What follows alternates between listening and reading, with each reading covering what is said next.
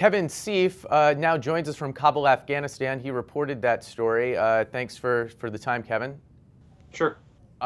So you spent these 4 days on this mission with the Afghan army, and I wonder, just as a starting point, what your level of personal safety was. Did you feel like you were in decent hands with these guys as your chaperone?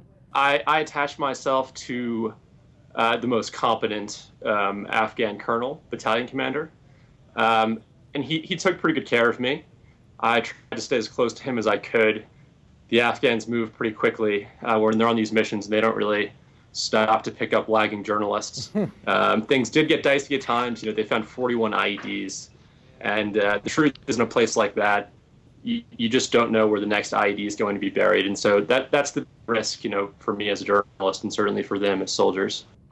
Well, in addition to competence, there's this issue of resources, and there was this amazing exchange where the soldier was shot in the stomach and they didn't have the means to get him out, and you ended up becoming involved in that whole situation.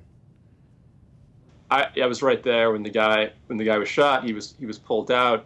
They tried their best to take care of him, aside from the lack of medical evacuation resources. And then, what happened after that was they stole a wheelbarrow from a local farmer and just threw this guy in the wheelbarrow and then ran out of the valley. And that was it. That was the last I saw him.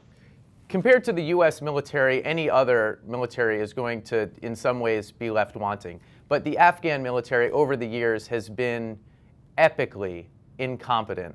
Is there a sense that they are improved over the last several years so that there's a chance that they could succeed in this handover?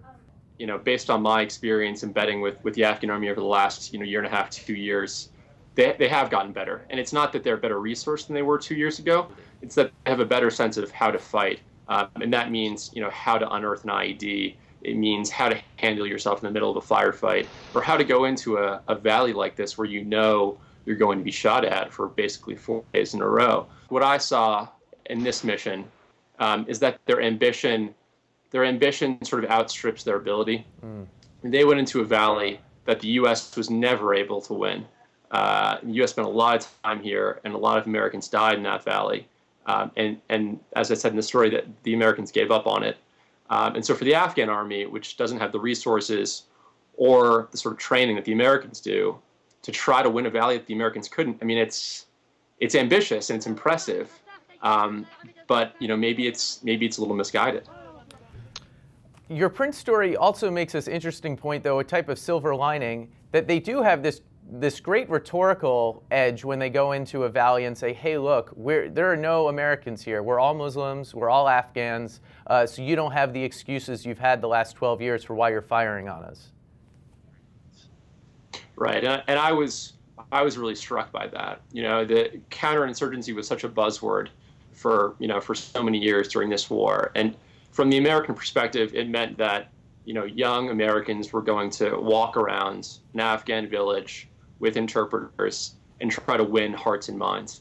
And not to say that's impossible, but it's very, very difficult. And the Afghans have, a distinct advantage on that front.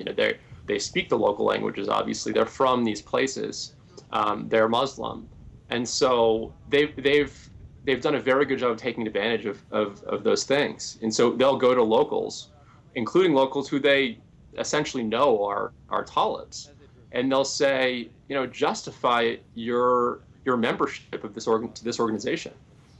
You're killing Muslim soldiers, you're killing Afghans, you're not killing Americans anymore. You could say that for the first time in years, the people who live in this valley, which is totally controlled by the insurgency, met Afghan soldiers. And they met good Afghan soldiers, and they met Afghan soldiers they probably have a lot in common with. And so maybe there's a long-term return on that.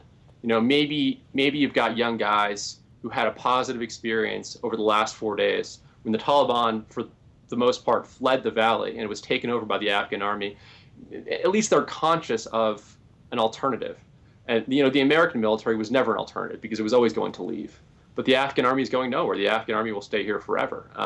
And so, if things turn out the way these battalion commanders, these Afghan generals want them to, then they've planted a seed. And maybe, years down the road, a young kid from the Tangi Valley will say, hey, I'd rather join the Afghan army than the Taliban.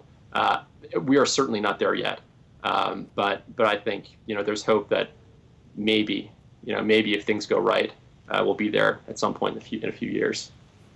Okay, Kevin, both the print and the video story were really good. Glad we're able to have you on to talk a bit about them, and of course, glad you're safe. Thanks. Yeah, glad to do it.